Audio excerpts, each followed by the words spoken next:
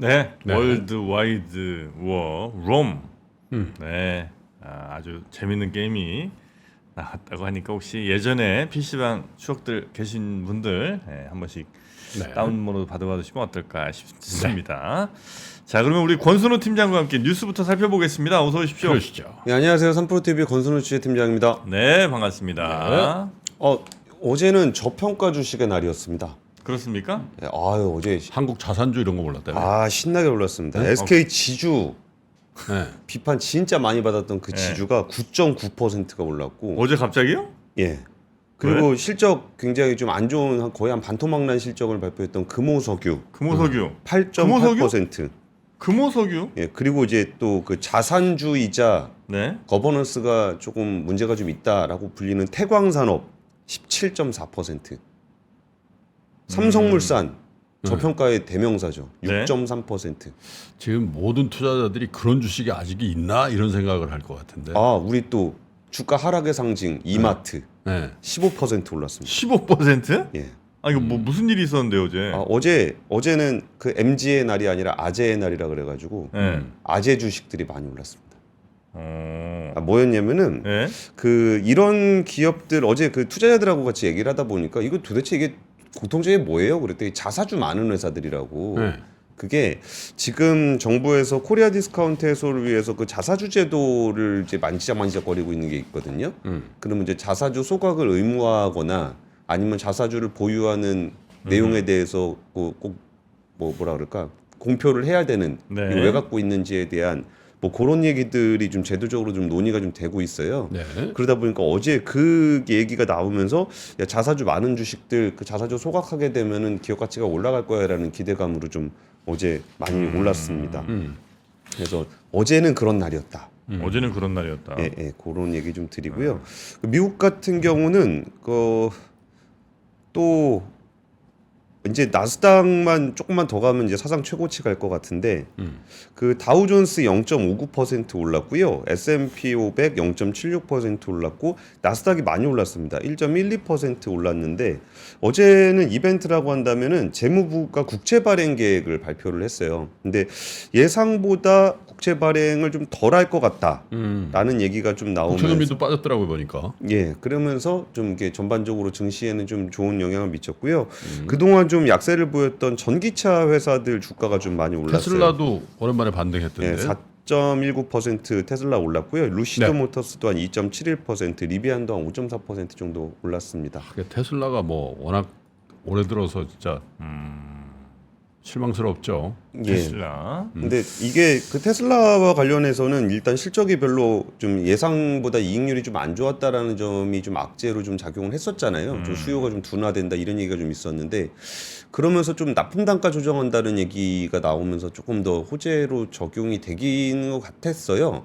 근데 납품 단가 조정한다는 거는 거기 협력업체들은 좀 안 좋은 거잖아요. 그렇죠. 그래서 뭐 배터리라든지 그런 쪽에는 또 이렇게 약재로 작용하는 측면이 있는데 지금 하여튼 2차 전지하고 전기차 쪽은 좀 뭔가 방향 잡기를 좀 어려워하는 그런 분위기가 있는 것 같아요. 어제 우리 2차 전지 주들도 되게 좀 어지러운 상황이더라고요 보니까.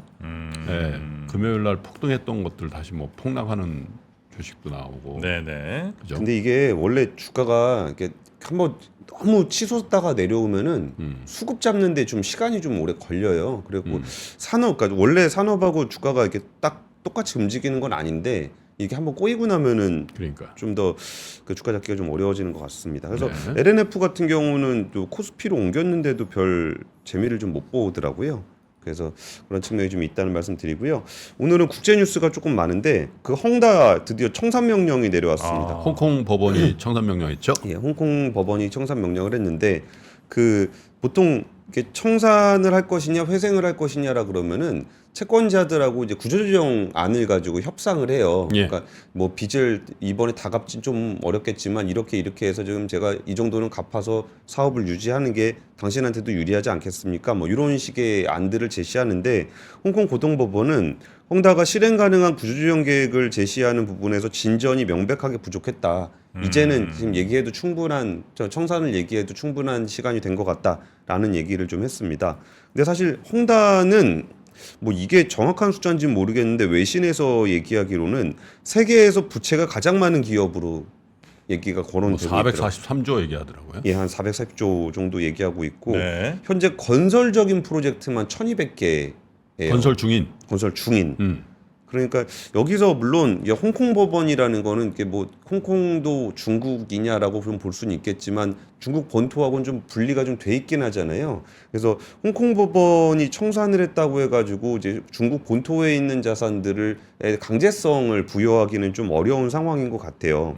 그러다 보면은 이게 1,200개 프로젝트를 청산하는 거를 중국 본토에서 이걸 다 한 번에 정리할 수 있을 것이냐? 라고 본다면 시간은 좀 더 걸릴 거라고 보고 있는데 이게 참 어디서부터 꼬인 건가를 좀 다시 되돌아보면은 저희 3프로TV에서도 그때 되게 상세하게 좀 다뤄드렸었던 기억이 나요. 중국 정부가 3 레드라인이라 그래가지고 네. 그 당시에 중국 부동산이 너무 과열이 된다. 부동산 가격이 너무 올라서 그 사람들이 너무 힘들어한다 그래가지고 3가지 구조조정 기준을 발표한 적이 있었습니다. 네. 뭐 부채 비율이 어떻고 저쩌고 막 이렇게 했고 3가지 기준을 잡았었는데 이게 이제 과열된 부동산을 잡기 위해서 했었던 거고 그 레드라인에 해당되는 기업들한테는 대출이 안 나가는 그런 일이 있었어요. 근데 그 이후에 이게 좀 눈덩이처럼 불어나가지고 결국은 경착륙으로 가고 있는 모양새가 됐는데요. 그 이후에 지금도 이제 비구이안이라든지 중증그룹 같은 경우도 좀 디폴트 선언은 돼 있었는데 아직 법원에서 구조조정안은 좀 안 잡혀 있는 상황이라 연이어 좀 발생을 할 수 있을 것 같기는 합니다. 근데 이게 건설 중인 프로젝트가 한 1,200개 되면은 중국 정부가 개입을 안 할 수가 없겠죠. 여기에 뭐 하도급 업체도 수천 개가 되고 여기에 그 분양을 받았던 수분양자들도 굉장히 많기 때문에 이게 사회 문제화가 될 가능성이 굉장히 높습니다. 근데 이런 가운데 로이터 통신은 이거 뭐 정리를 하더라도 채무 회수율 한 3%밖에 안 될 거다. 네. 그러니까 뭐 100 빌려줬으면 한 3 정도밖에 못 받을 거다는 얘기가 채권자들 나오고 있고요. 기준으로 다른 예, 거죠. 채권자 에코티는 뭐 다 날리는 거고. 에코티는 뭐 줘도 안 가져가는 그런 분위기더라고요. 줘도 안 가져간다라는 게 이게 그냥 하는 얘기가 아니고 네. 이 채권하고 그 상장 주식을 바꿔주는 그런 안들이 좀 있었어요. 홍다 쪽에서 제시했던 게. 근데 그런 것들이 좀 협의를 보지 못하면서 채권자들은 그거는 그냥 시간 벌기밖에 안 된다. 그래서 협상을 하지 못했다는 것도 법원의 주요 청산 이유 중에 하나였습니다. 그런 가운데 중국이 이제 주택담보대출이라는 것을 만들었던 게 1997년이래요. 아, 그전엔 주담대가 없었어요? 예, 예. 근데 27년 만에 처음으로 주택담보대출이 전년 대비해서 감소했다고 합니다. 한 1.6% 정도 감소했다는데 이게 그 빚이라는 게 원래 잘 안 줄어요. 빚은 원래 그냥 계속 늘기 마련이거든요. 그래가지고 이게 너무 빠르게 늘어나는 게 문제지. 한 경상성장률 정도 수준으로 유지가 상승하는 것에 대해서는 그냥 뭐 적당한 수준이라고 보통 네네네. 얘기를 해요. 근데 이게 그 27년 만에 처음으로 감소를 했다라는 게 왜 그런지는 너무나 잘 아실 겁니다. 예, 뭐 중국의 부동산 가격이 이제 뚝뚝뚝 떨어지고 있고 이게 분양 잘못 받았다가 디폴트 나면은 지금 이제 헝다 분양자 꼴 나는 거거든요. 네. 예전에 저희가 그 쇼츠로 한번 보여드렸던 것처럼 막 짓다 만대 막 들어가서 살아야 되고 뭐 그런 일도 있는 것 같아서 지금 중국 정부에서는 좀 정책들을 내놓고는 있어요. 근데 내놓는 거 보면은 우리나라 정책에서도 많이 보던 방식인데 예를 들어서 광저우시 같은 경우는 일선 도시에서 처음으로 그 2주택, 3주택 구매할 수 있게 해주는 네. 거. 뭐 그런 거 했었고 또 임대주택 공급을 확대하겠다라는 거는 나라 돈으로 사서 그거를 임대주택 해주겠다라는 네. 거잖아요. 그런 거 있고 그리고 그 시공 중단된 건물 완공을 위한 특별 대출 같은 거 시행하고 있고 뭐 그런데 아직까지 온기가 돌 거라는 분위기는 안 나고 있습니다. 네. 그리고 사실 이게 주택담보대출이 줄어든다라는 건 어떤 의미가 있냐면은 프로젝트 파이낸싱으로 건물을 짓게 되면은 이 금융권의 대출을 이 분양자들 돈으로 메우면서 이게 프로젝트가 마무리가 되거든요. 근데 주택담보대출이 늘어나지 않고 있다라는 거는 여기서 사줄 사람이 없기 때문에 여기가 그냥 그대로 그냥 멈춰버리는 상황이 생겨난다는 거예요. 그래서 작은 공급적인 측면에서도 주택담보대출이 줄어들고 있다라는 거는 그 부동산 경기가 지금 있는 부동산을 다 짓기도 좀 쉽지 않은 그런 상황이라는 말씀 중국 그 전해드리고요. 주택 그 정책하는 사람들을 대거 한국으로 그 파견을 보내가지고 노하우를 한 달 정도 전수 받으면 좀 정상화 될 텐데 무슨 노하우예요? 보금자리론에다가 신생아 대출에다가 뭐 이런 것들도 좀 하고. 예. 약간 좀 삐딱하신데요? 아니 뭘 삐? 비아냥조 같은데. 아니 우리가 선배 아니야. 우리가 전에 97년도에 처음 생겼다며. 네. 그러니까 우리가 노하우가 굉장히 많이 쌓였어요. 주택 정책에 관한 한. 아니 배울 나라들 많을 텐데 굳이 우리나라에서. 아니 그러니까 한국과 중국은 공통점이 있거든. 주거에 대해서 집착이 굉장히 강한 나라예요. 그렇죠. 예. 이게 농경 민족이라 가지고 예. 저쪽 서방의 유목 민족들은 집에 대해서 그렇게 집착이 없거든. 그리고 전체 자산에서 부동산 자산이 차지하는 비중도 크기도 하죠. 네. 그리고 이거는 어제 미국 이거 짧게 전해드리 그러니까 좀 되게 긴 내용인데 짧게 전해드리면 이것도 중국 증시 어저께 공매도 금지 첫날이었는데 좀 약세로 마감이 저것도 됐어요. 우리 배운 거 아니야. 다 배운다니까. 네, 네, 네. 근데 거기에 또 악영향을 미쳤었던 내용 중에 하나가 네. 미국에서 자국 클라우드 업체한테 고객을 공개하는 정책을 추진하겠다라는 내용이 있었는데 자국 클라우드 업체에게 예, 고객을 공개한다? 예, 예. 그 뭐? 그게 어떤 의미가 있냐면 네. 지금 그 미국에서 중국의 반도체 쪽에서 가장 세게 견제하고 있는 부분 중에 하나가 그 인공지능 분야입니다. 네네네네. GPU, 네, 네. 엔비디아 GPU 못 사게 하잖아요. 그렇죠. 그러면 이게 인공지능을 학습시키는 방법이 내가 GPU를 직접 사서 서버를 꾸려서 하는 방법이 있고 이 GPU를 많이 가지고 있는 클라우드 업체의 그 서비스를 이용하는 방식이 있어요. 아. 그러니까 아마존 AWS라든지 마이크로소프트 애저도 GPU를 엄청 많이 삽니다. 엔비디아 GPU를. 그럼 자기네가 서버를 갖추고 일정한 돈을 내면은 그거를 학습시킬 수 있게 해줘요. 예. 근데 그거를 이제 중국 업체들이 자기들이 GPU를 못 구하니까 그쪽 서버를 이용하고 있을 가능성이 굉장히 높아요. 틱톡이나 이런 데가. 근데 미국 정부에서 그걸 공개하라 그러는 게 그냥 공개만 하라 그러고 끝날까라고 생각해 보면은 야 여기가 GPU 사서 쓰는 것뿐만이 아니라 빌려 쓰는 것까지 다 막아버리려고 그러는구나 라고 하는 인식들이 생기면서 좀 악재로 작용을 했습니다. 네. 아, 중국 목조르기가 뭐 정말 다방면으로 계속 그러니까요. 가고 있는 것 같네요. 예. 자, 경쟁적으로 하는 것 같아. 바이든. 내가 더 잘 졸라. 그러니까. 내가 더 할 수 있어. 그러네요. 네, 내가 더 잘 졸라. 경쟁적으로. 자, 두 번째 뉴스도 두 가볼까요? 번째 뉴스는요. 토요타가 10개 차종의 출하를 중단을 했는데 품질 인증을 속였다는 얘기입니다. 도요타의 그룹사인 도요타 자동직기가 디젤 엔진 품질 인증 취득 과정에서 부정이 있었다고 해서 랜드크루저를 비롯한 10개 차종에 대한 출하를 중단하기로 했다. 요런 얘기예요. 근데 이게 이제 도요타 키오 회장이 이제 오늘 기자회견을 열어서 품질 부정 관련한 얘기를 좀 하려고 그러는데요. 사실 품질 부정이라는 게 잘못된 행동이긴 하지만 이게 왜 이렇게까지 좀 논란이 되는지에 대한 그 히스토리를 조금 보시면 좋아요. 이게 일본 자동차라 그러면은 뭔가 이렇게 장인 정신에 대한 인식이 되게 강하잖아요. 네네. 근데 지난해는 도요타 자회사인 다이아스 공업에서도 충돌 시험과 연비 시험에서 그러니까, 품질 인증 그거- 취득 과정 부정. 야, 그것 저 누구 최준영 박사 한번 다뤘던데. 1.2제 뭐 이 문제 있다 뭐 이렇게 돼 갖고. 예. 근데 이때 뭐가 드러났었냐면은 35년 동안 품질 부정을 저질렀었다는 사실이 발표가 야, 그것도 됐었고요. 장인 정신이다. 근데 장인 정신하고 관련이 있어요. 네? 아, 품질 속이는 것도 35년 동안 어떻게 일관되게 속이냐. 그러니까 장인 이게 정신이지. 사기 외길. 35년. 근데 예. 그 사기 외기를 걷는 그 사람의 마음까지 한번 오늘 같이 말씀을 드리려고 그러는데 너무 안타깝다. 이게 2021년 코트라 자료예요. 네. 제목을 보시면 이거 한번 같이 보시죠. 네. 제조업계의 균열을 가져오는 일본 품질 부정 문제 2021년 자료입니다. 이거 네. 제가 일본의 이게 품질 부정 관련해서 계속적으로 모니터링을 하고 있거든요. 제 관심사 중에 하나예요. 근데 보시면 주요 품질 부정 사례 2019년 1월, 3월, 4월, 8월 뭐 이게 다 일본 제조업체 항공기, 자동차, 야, 산업용 기계 2020년으로 넘어가면 덴소 1월, 저거 미쓰비시 뭐, 1월, 덴소 3월, 히타치 4월, 미쓰비시 10월, 2021년으로 가면 교세라 이거 다 굉장히 대표 일본 기업들이네 다. 정말 많죠. 아, 그러니까 뭘 했다는 거예요, 저 사람들이? 품질 부정. 품질 부정? 그러니까 이게 뭐냐면은 네. 우리 품질이 이렇게 잘 돼 있습니다라는 거에 서류를 조작하는 거예요. 예를 들면 에어백이 제대로 터진다 이거야. 네. 그걸 이제 저 품질로 이제 보증하는데 에어백이 터지게끔 다 장착을 해놓고서 시험을 하는 거야. 그렇죠. 그런 식으로 다이하스는 그렇게 했더라고.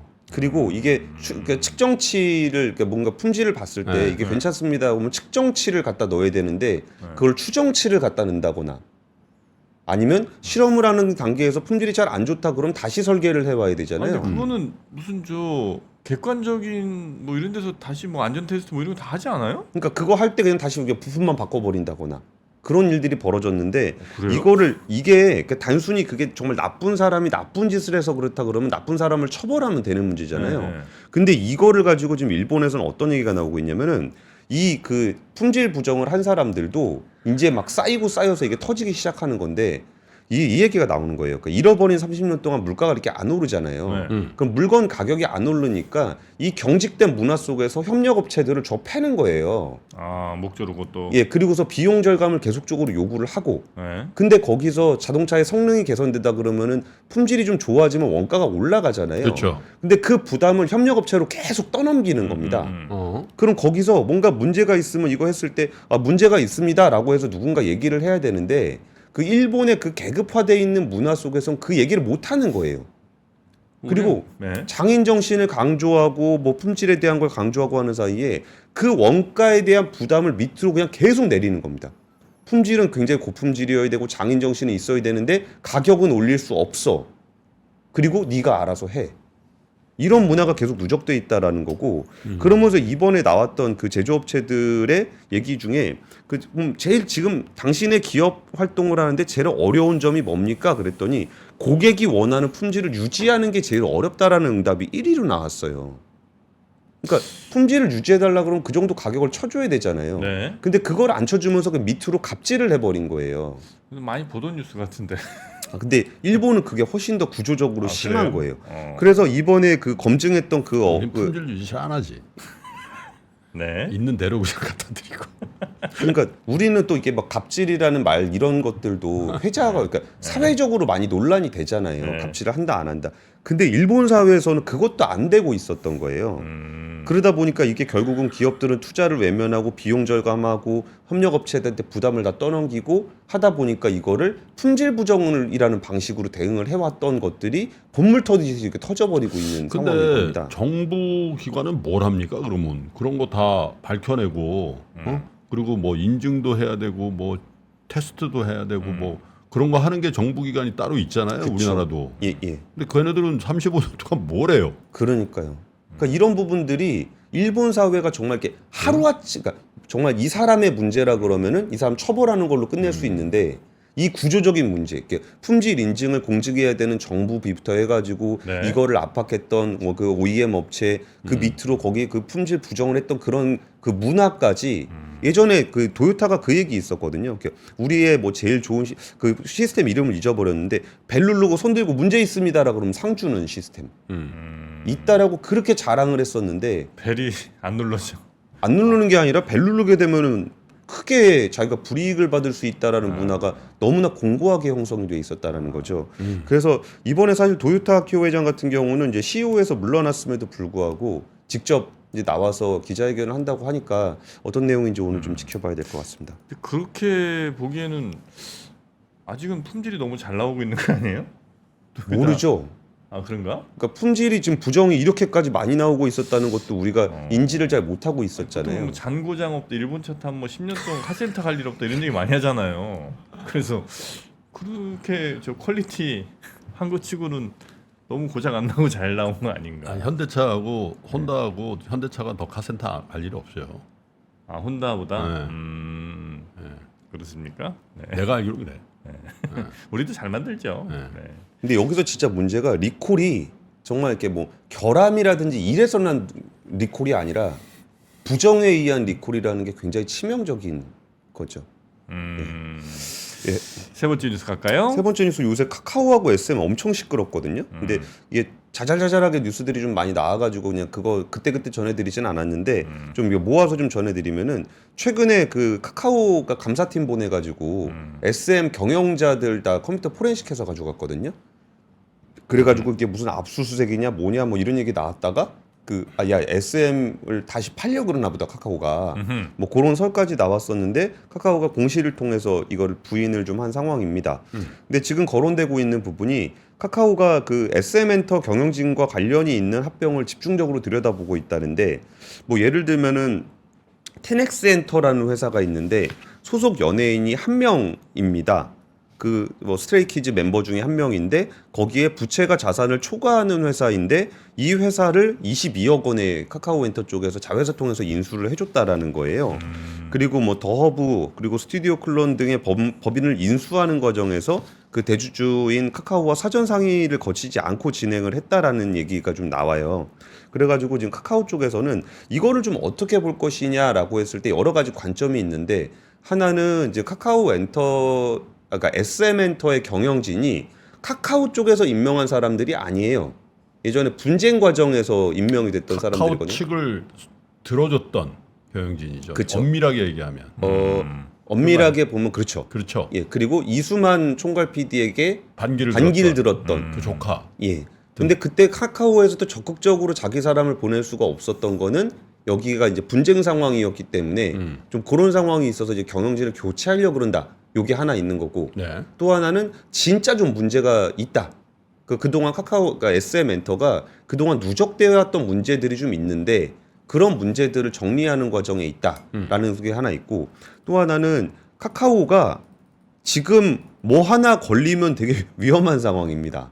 그러니까 아시다시피 뭐 김범수 의장부터 해가지고 뭐 줄줄이 문제되는 일들이 되게 많잖아요. 카카오 네네. 모빌리티 회계 부정까지 해서.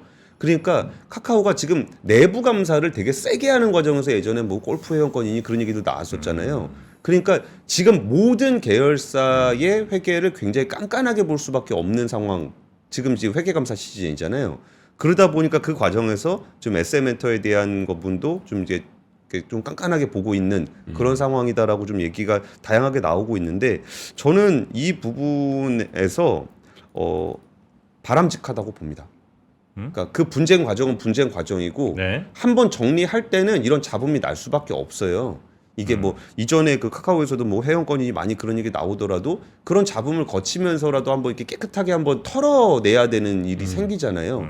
그럼 지금 여기서 싸울 때 이렇게 카카오가 잘하고 있냐, SM이 잘하고 있냐, 뭐 이런 관점에서 보기보다는 이번에 한번 싹 다 털어가지고 좀 깨끗하게 좀 투명해졌으면 좋겠다라는 거하고 여기서 좀 요런 얘기까지 좀 나오고 있는데 약간 이거는 약간 정치적 해석이 들어가는데 SM 쪽에서 그 국민의힘 이철규 의원실 출신의 윤준호 보좌관을 대외협력총괄 부사장으로 영입을 했다는 거예요.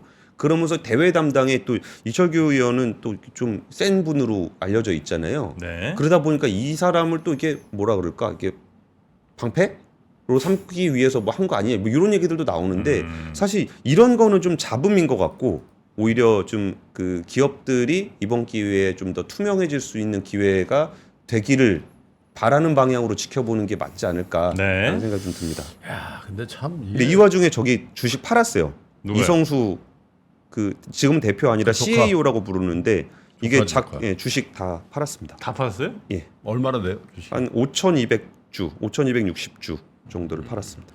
근데 어쨌든 작년 이맘때인가 이게 그 공겸에서 막 가격 예, 예. 올리고 막 그랬잖아요. 네네네. 근데 진짜 우리 한국의 70대 회장님들한테 뭐 딜하면 항상 이렇게 안 좋아. 그저 이수만 회장님 73세인데 지금 그때는 막 그 뭐 진짜 이수만 회장 뭐 진짜 완전 저거 됐다 그랬더니 지금 이거 경쟁했던 두 사람이 예를 들면 방시혁 씨도 있잖아요. 지금 그거 12만에 샀거든 이수만 회장한테. 네. 회장님 돈 좀 주세요. 샀잖아. 근데 지금 78,000원이야. 이게 엄청 손해봤죠. 여기다가 뭐 카카오는 저 유무형의 손실까지 합치면 회장님한테 함부로 사는 거 아니다. 70대 회장님 조심해라. 그렇죠. 네. 거의 늘 하셨죠. 네. 네. 몇 개 있죠 그런 회사들. 많죠. 네. 네. 괜히 애들한테 안 물려주는 거 아니다. 그때 내가 이거 승자의 저주 얘기했다가 내가 이거 뭐 또 저거 했다고 그랬잖아 그때. 네. 저주 그만하라고. 네. 자 그러면 오늘 뉴스 요 정도 정리하고요.